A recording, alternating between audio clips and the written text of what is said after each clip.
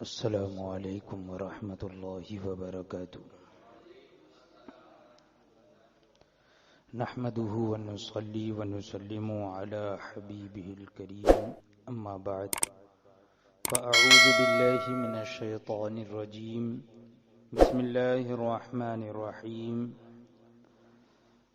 ارأیت من اتخذ الہہ ہواہ افانت تکون علیہ وکیلا ام تحسب ان اکثرهم يسمعون او يعقلون انهم الا كالانعام بل هم اضل سبيلا صدق الله مولانا العظيم وبلغنا رسوله النبي الامين الكريم ونحن على ذلك لمن الشاهدين والشاكرين والحمد لله رب العالمين۔ آئیے سب سے پہلے آقائے نامدار مدنی تاجدار روحی فدا جناب احمد مجتبی محمد مصطفیٰ صلی اللہ تعالی علیہ وسلم کی بارگاہ بے کس پناہ میں ہدیہ درود نچھاور کریں۔ اللہم صلی علی سیدنا و مولانا محمد معدن الجود والکرم وعلی آلہ واصحابہ وبارک وسلم صلاة و سلاما علیک یا سیدی یا رسول اللہ صلی اللہ تعالی علیہ وسلم۔ یہ الحمدللہ ہفتہ واری اس دینی نشست میں تمہید ایمان کا 9واں درس حضور سیدی اعلیٰ حضرت عظیم البرکت امام احمد رضا خان فاضل بریلوی قدس سرہ العزیز گستاخان رسول کا قلعہ قمع فرماتے اور ارشاد فرماتے ہیں کہ مسلمانوں خاص اس بدگو اور اس کے ساتھیوں سے پوچھو، یعنی یہ جو گستاخ ہے، یہ جس نے حضور اکرم صلی اللہ تعالی علیہ وسلم کی شان میں گستاخی کی، گالی دی، تو یہ بدگو اور اس کے ساتھیوں سے پوچھو، ان پر خود ان کے اقرار سے قرآن عظیم کی یہ آیات چسپاں ہوئی یا نہیں۔ ان سے پوچھئے کہ قرآن کریم کی یہ جو آیتیں ہیں، ان گستاخوں سے پوچھئے، سوال کیجئے جن لوگوں نے معاذ اللہ حضور اکرم صلی اللہ تعالی علیہ وسلم کے علم کو چوپایوں سے ملایا، تو حضور اعلیٰ حضرت فرماتے ہیں کہ ان سے پوچھو کہ ان پر خود ان کے اقرار سے قرآن عظیم کی یہ آیات چسپاں ہوئی یا نہیں۔ کون سی آیتیں؟ فرماتے ہیں تمہارا رب عز و جل فرماتا ہے وَلَقَدْ ذَرَأْنَا لِجَهَنَّمَ كَثِيرًا مِّنَ الْجِنِّ وَالْإِنسِ لَهُمْ قُلُوبٌ لَّا يَفْقَهُونَ بِهَا وَلَهُمْ أَعْيُنٌ لَّا يُبْصِرُونَ بِهَا وَلَهُمْ آذَانٌ لَّا يَسْمَعُونَ بِهَا أُولَٰئِكَ كَالْأَنْعَامِ بَلْ هُمْ أَضَلُّ أُولَٰئِكَ هُمُ الْغَافِلُونَ، جس کا ترجمہ ہے کہ اور بے شک ضرور ہم نے جہنم کے لیے پھیلا رکھے ہیں بہت سے جن اور آدمی، ان کے وہ دل ہیں جن سے حق کو نہیں سمجھتے، یعنی ان کا دل ایسا ہے کہ اس سے وہ حق کو نہیں سمجھتے، تو انہی لوگوں کے لیے جہنم کو ہم نے پھیلا رکھا ہے۔ اور وہ آنکھیں جن سے حق کا راستہ نہیں سوجھتے، یعنی ان کی آنکھیں ایسی ہیں کہ انہیں حق کا راستہ نہیں دکھتا،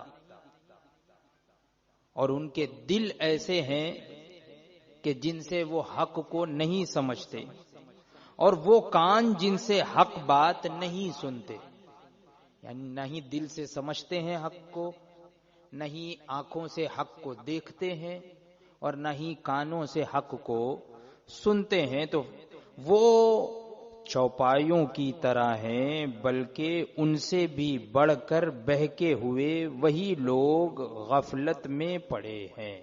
یہ قرآن کریم کی آیت کریمہ کا ترجمہ ہے کہ ایسے لوگ کس کی طرح ہیں؟ وہ چوپایوں کی طرح ہیں بلکہ ان سے بھی بڑھ کر بہکے ہوئے. چوپایوں سے بھی بڑھ کر یہ لوگ کمتر ہیں، ان سے بھی بڑھ کر بہکے ہوئے ہیں وہی لوگ غفلت میں پڑے. یہ آیت ان گستاخ رسول پر چسپا اور فرماتا ہے، یعنی اللہ تبارک و تعالی فرماتا ہے قرآن کریم میں کہ ارأیت من اتخذ الہہ ہواہ افانت تکون علیہ وکیلا ام تحسب ان اکثرهم یسمعون او یعقلون انہم الا کالانعام بل ہم اضل سبیلا. بھلا دیکھ تو جس نے اپنی خواہش کو اپنا خدا بنا لیا،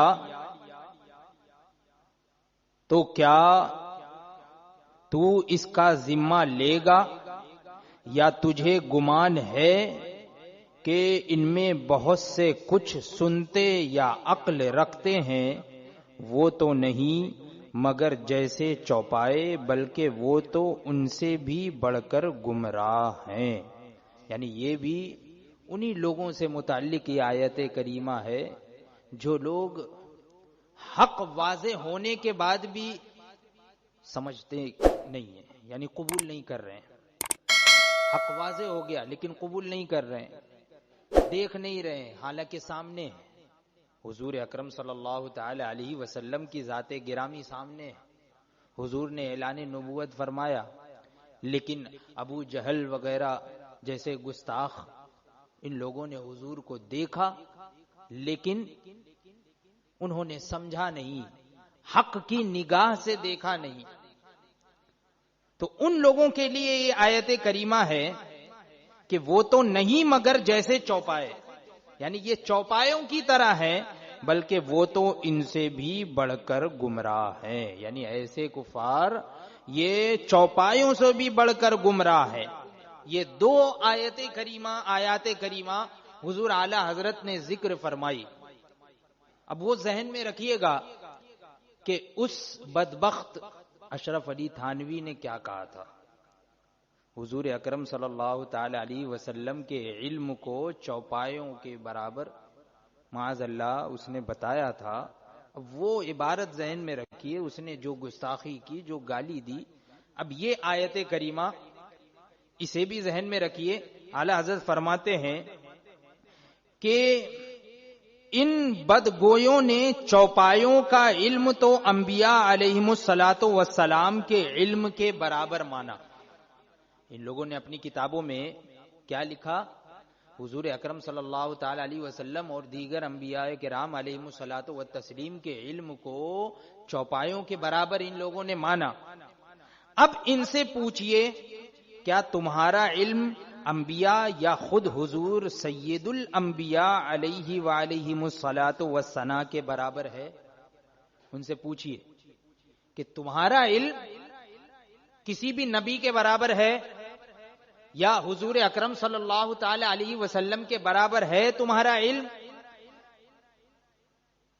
ظاہر اس کا دعویٰ نہ کریں گے، یعنی ظاہر تو ایسا ہی لگتا ہے، یعنی ہم جب یہ سوال کریں گے تو وہ یہی جواب دیں گے، ظاہراً یہی جواب دیں گے کہ نہیں، ان کا علم جو ہے الگ ہے.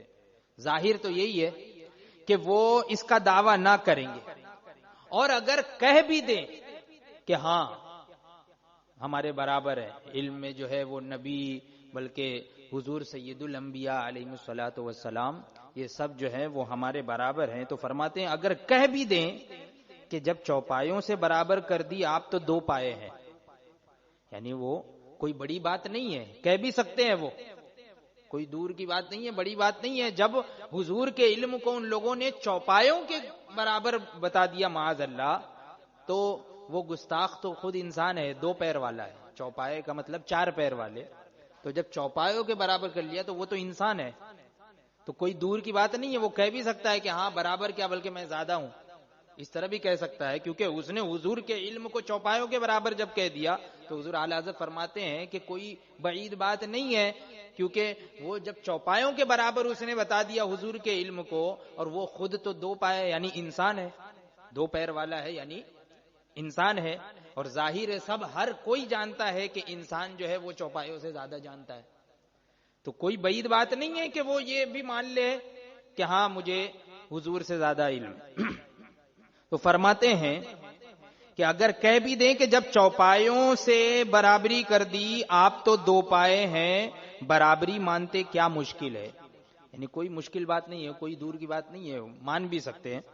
تو یوں پوچھئے تمہارے استادوں، پیروں، ملاؤں میں کوئی بھی ایسا گزرا جو تم سے علم میں زیادہ ہو، یا سب ایک برابر ہو؟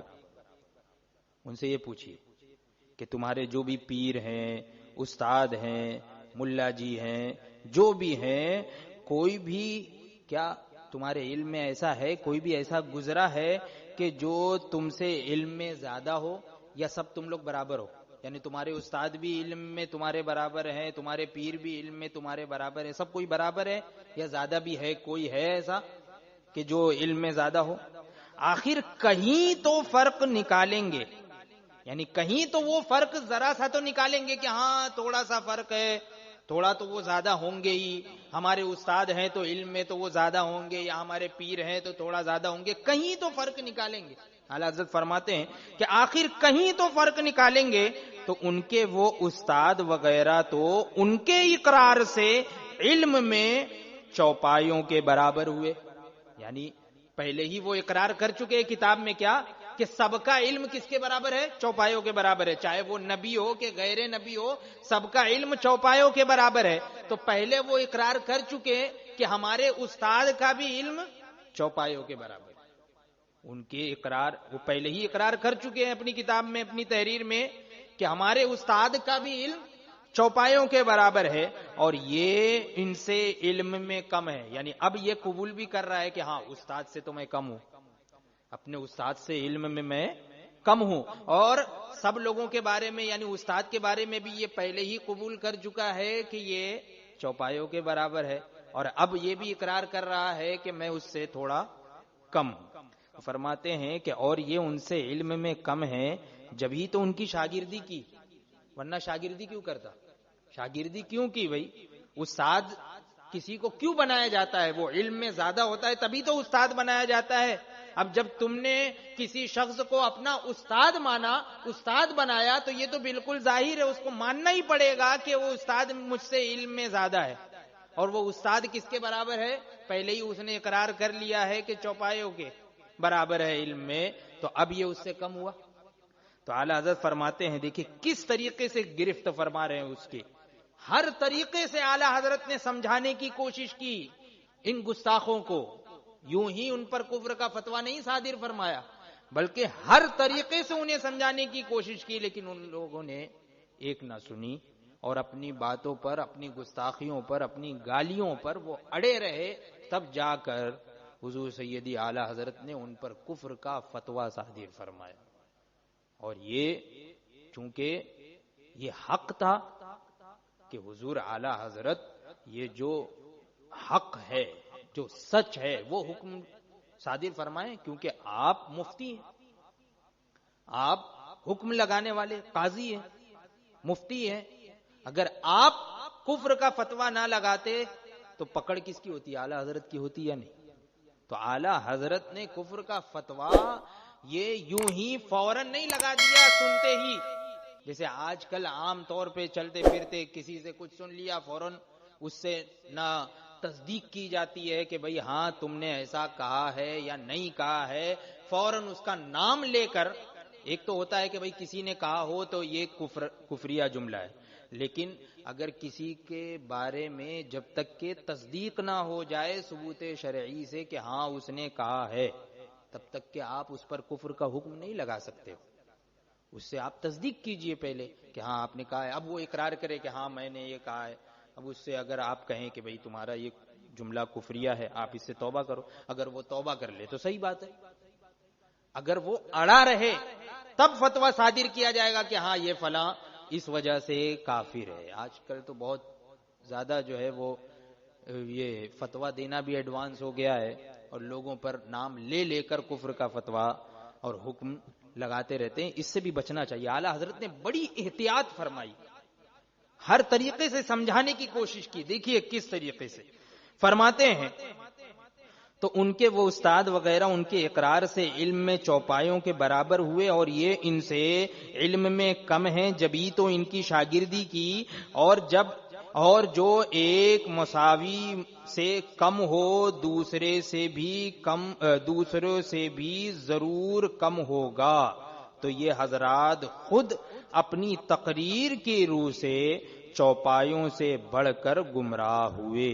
یعنی جو ایک برابری سے کم ہو, یعنی اس نے پہلے کیا کہا تھا کہ چوپایوں کے برابر, اور اپنے آپ کو اب اس نے یہاں پہ اپنی بات سے اب اس کو ماننا پڑے گا کہ میں اس سے کم ہوں اپنے استاد سے, اور استاد کو مان لیا چوپایوں کے برابر یعنی مساوی برابر, اور یہ اس سے کم ہے.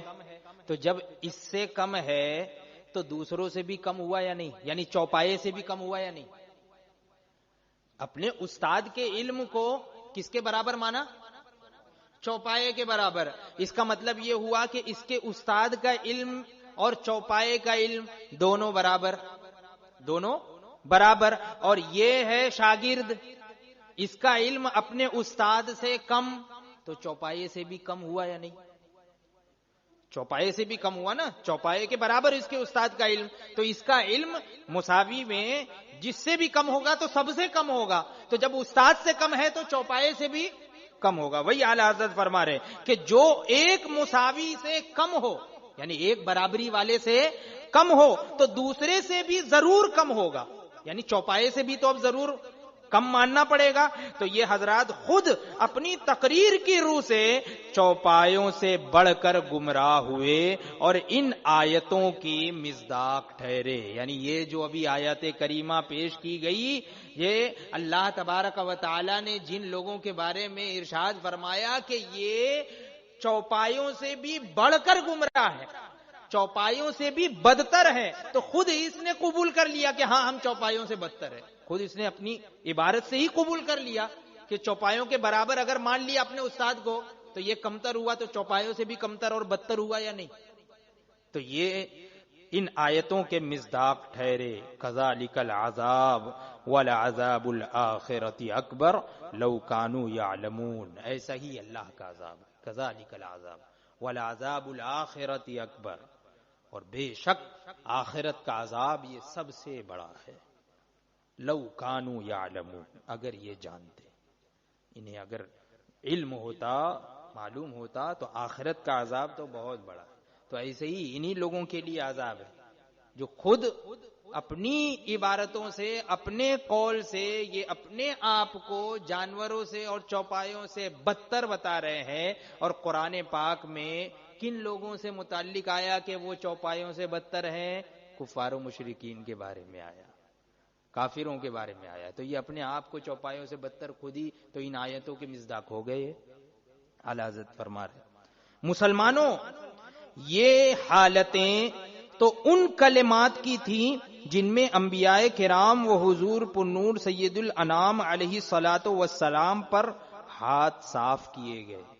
یعنی حضور اکرم صلی اللہ تعالی علیہ وسلم اور انبیاء کرام علیہم السلام کی شان میں گستاخیاں کی گئی اور جو عبارتیں لکھی گئی, تو یہ حالت تو ان کی ان باتوں پر تھی, ان اقوال اور ان کلمات کے بارے میں تھی. پھر ان عبارات کا کیا پوچھنا جن میں اصالتاً یقیناً بالقصد ارادتاً قصداً جان بوجھ کر رب العزت عز جلالہ کی عزت پر حملہ کیا گیا ہو.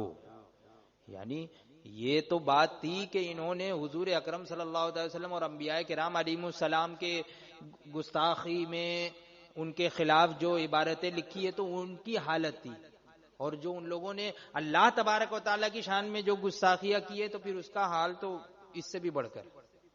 یہ تو ایسے لوگوں کی حالت یہ کس کے بارے میں کہ جو حضور کی شان میں گستاخی کرتے.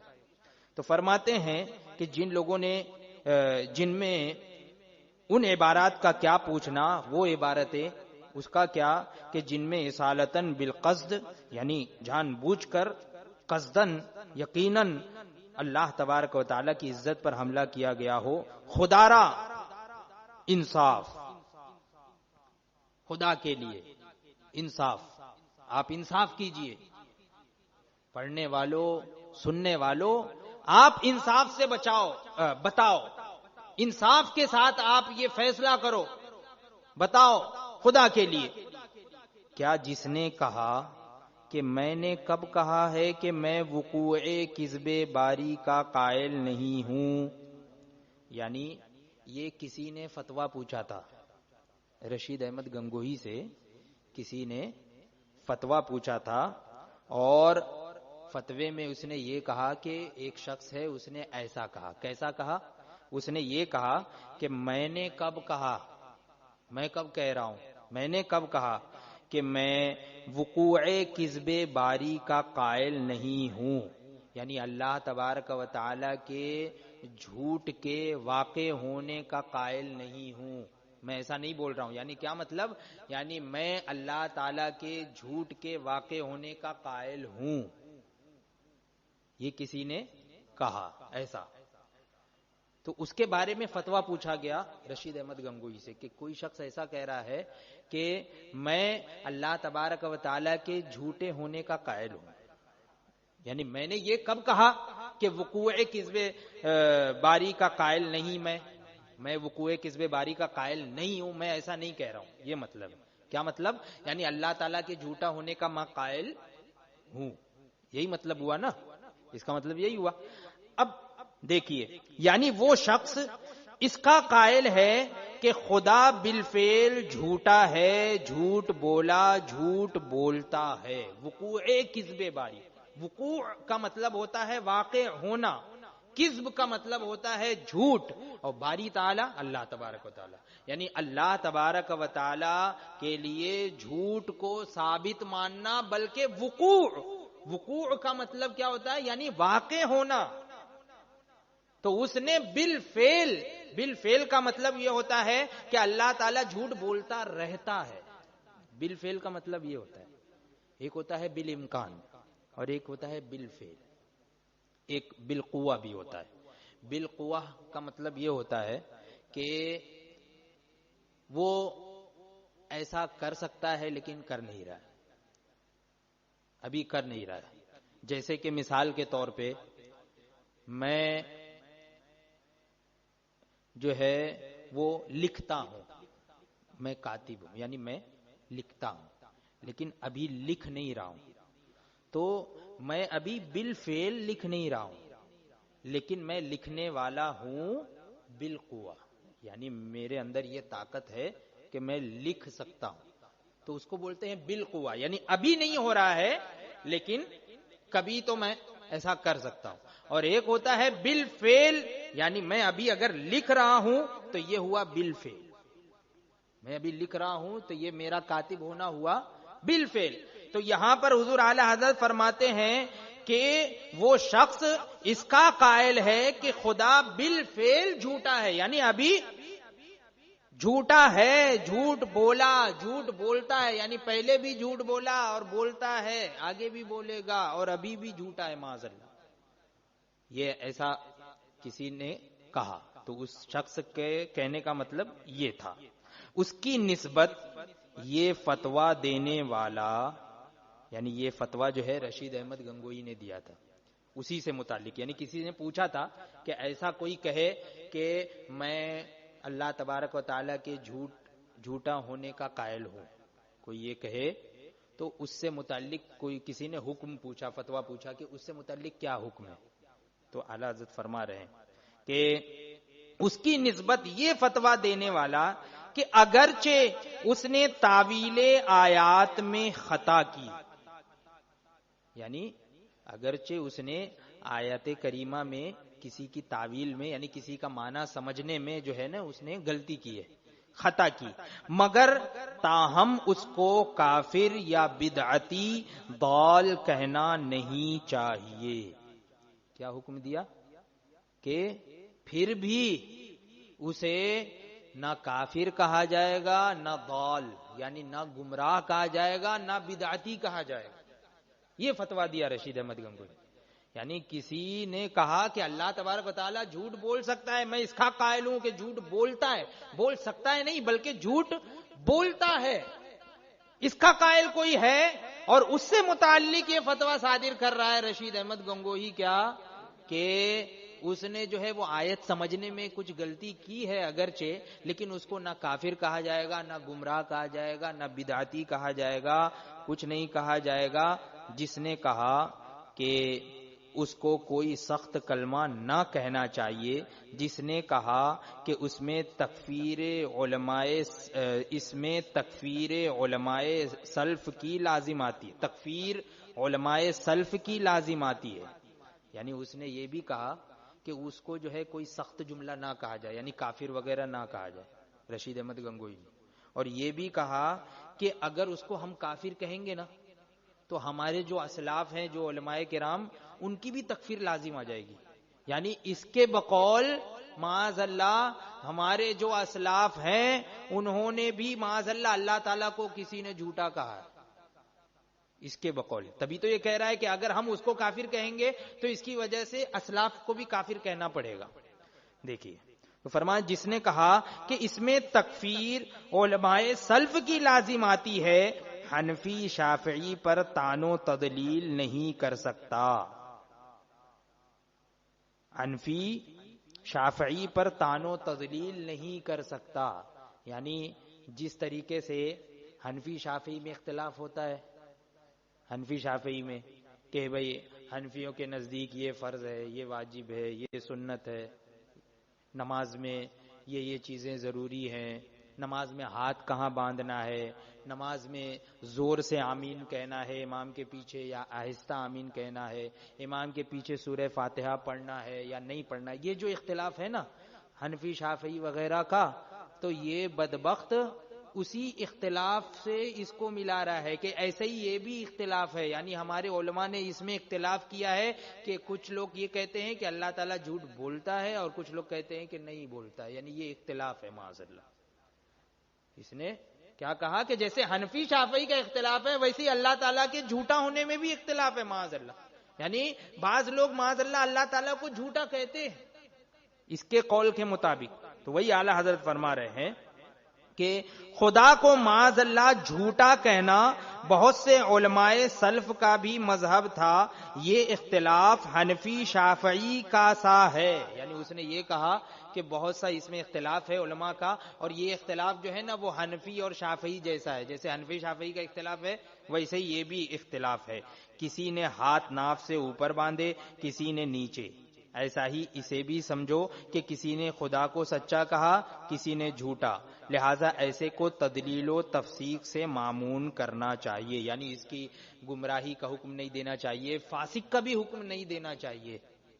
یہ فتویٰ دیا اس نے کہ جس نے اللہ تبارک و تعالیٰ پہ ایسا الزام لگایا، ایسی گستاخی کی اللہ کی شان میں، اس کو کفر تو دور کی بات ہے اس کی تدلیل بھی نہ کی جائے، یعنی اس کو گمراہی کا بھی حکم نہ لگایا جائے بلکہ فاسق کا بھی حکم نہ لگایا جائے، اس کی تدلیل و تفسیق بھی نہ کی جائے، یہ کہہ رہا ہے۔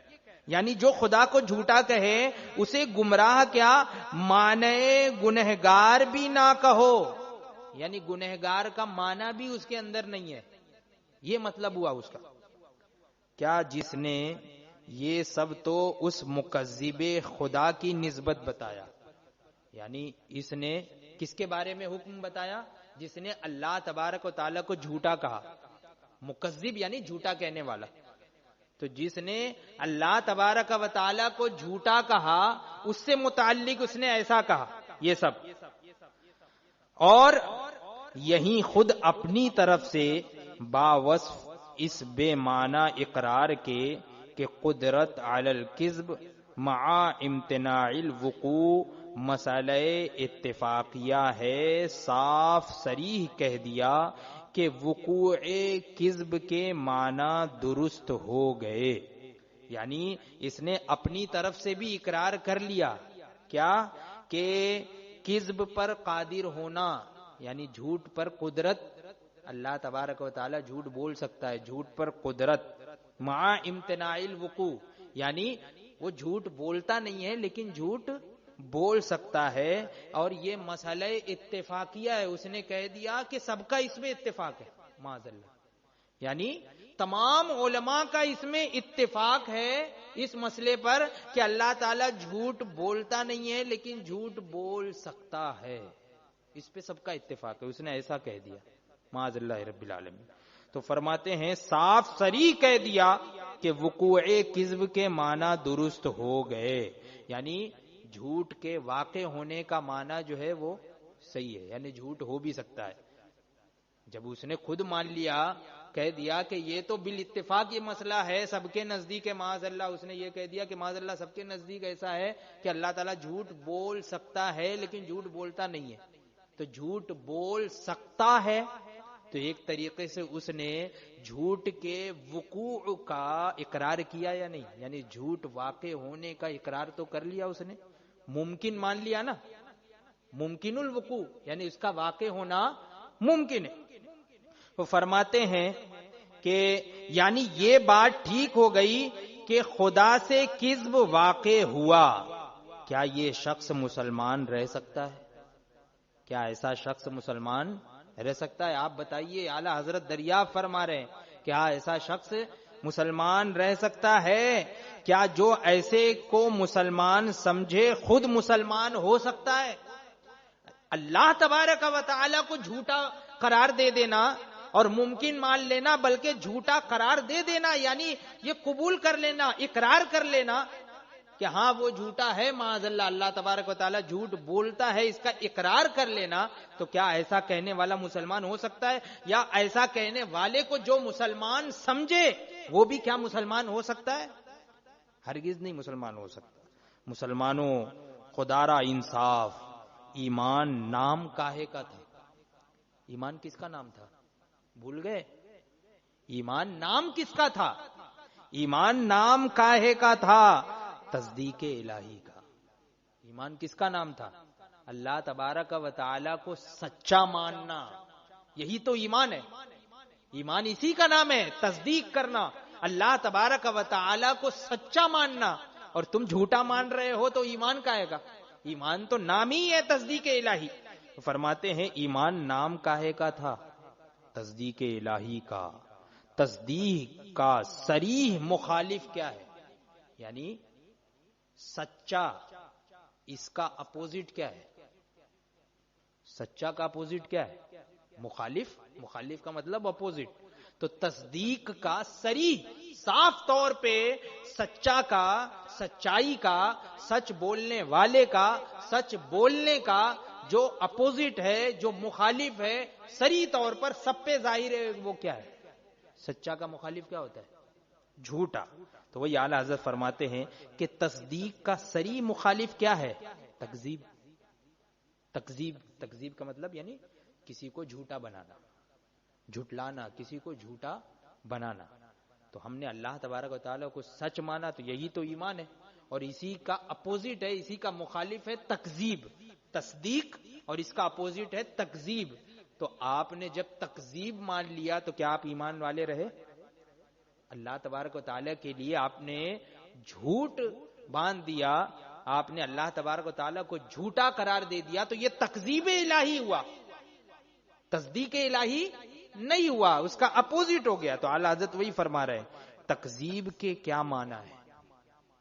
اگر تم کو نہیں سمجھ میں آ رہا ہے تو اب بھی سمجھ لو تکذیب کا کیا مطلب ہے، تکذیب کے کیا معنی ہے۔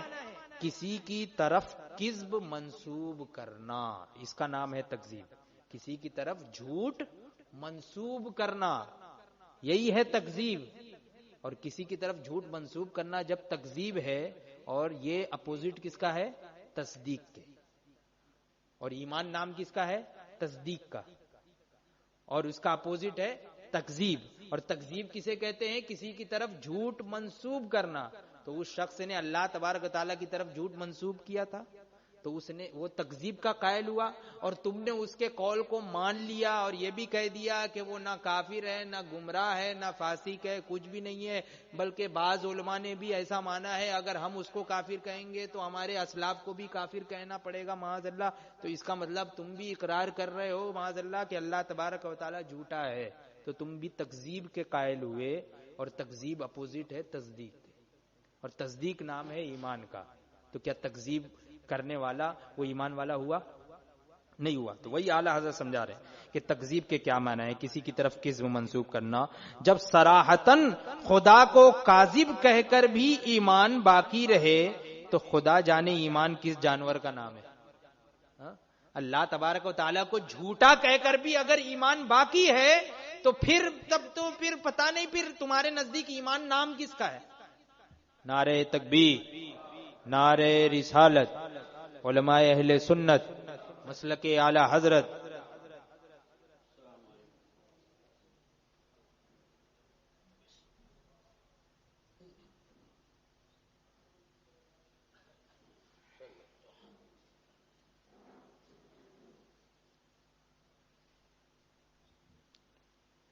تو فرماتے ہیں اعلی حضرت کہ کسی کی طرف کذب منسوب کرنا جب تکذیب کے کیا معنی ہے.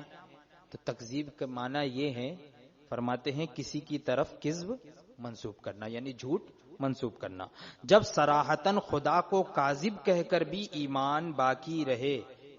صراحتاً، صراحت کے ساتھ اس نے کہا نا، اس شخص نے صراحت کے ساتھ کہا تھا کہ اللہ تبارک و تعالی جھوٹا ہے معاذ اللہ. صراحتاً اس نے کہا تھا.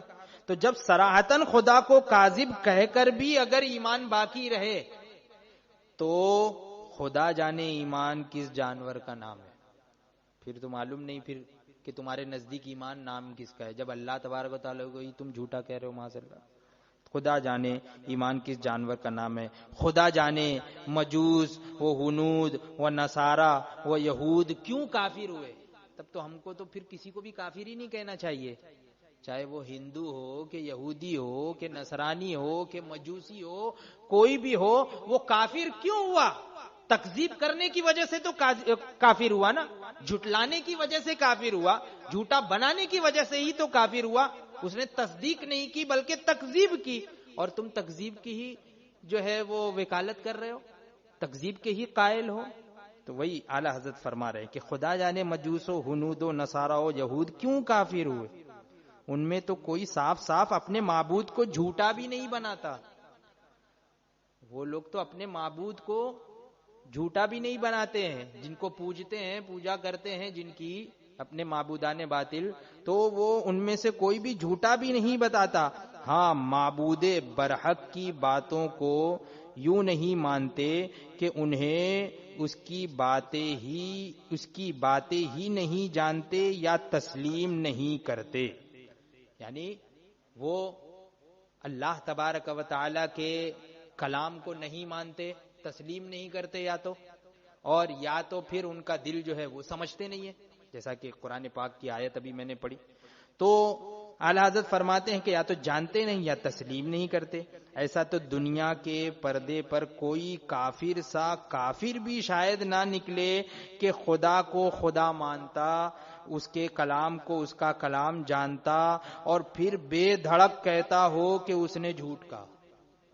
کوئی ایسا ہے دنیا میں؟ کسی کو بتا سکتے ہو؟ کوئی کافر سے کافر بھی ہو، ایک دم سڑا ہوا کافر بھی ہو اگر، تو وہ یہ نہیں، وہ اپنے خدا کو خدا کہہ رہا ہے، خدا کی باتوں کو خدا کی بات مان رہا ہے، اور پھر بعد میں دھڑلے سے یہ بھی کہہ رہا ہے کہ نہیں وہ جھوٹا ہے.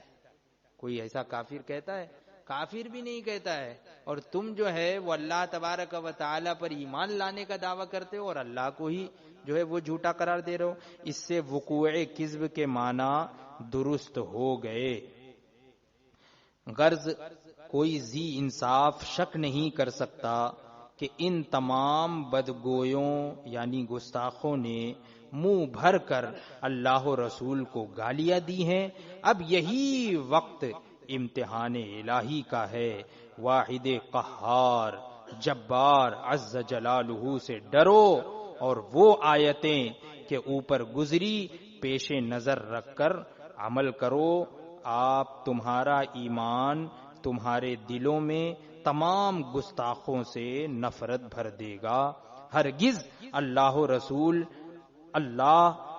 اللہ جل وعلا و صلی اللہ تعالی علیہ وسلم کے مقابل ان کی حمایت نہیں کرنے دے گا۔ تم کو ان سے گھن آئے گی، نہ کہ ان کے پچ کرو، اللہ و رسول کے مقابل ان کی گالیوں میں محمل و بیہودہ تعویلیں گڑھو۔ یہ اعلیٰ حضرت نے فرمایا کہ یہ باتیں اگر تمہیں سمجھ میں آ جائیں گی تو پھر خود بخود تم ان سے گھن کرنے لگو گے، ان سے دور رہو گے کہ کتنے بدگو کیسے گستاخ ہیں، کہ اللہ تبارک و تعالیٰ کی شان میں بھی گستاخی کی، انبیاء کرام علیہم السلام کی شان میں بھی گستاخی کی۔ انشاءاللہ تبارک و تعالیٰ آئندہ یہی درس اب آگے جاری رہے گا۔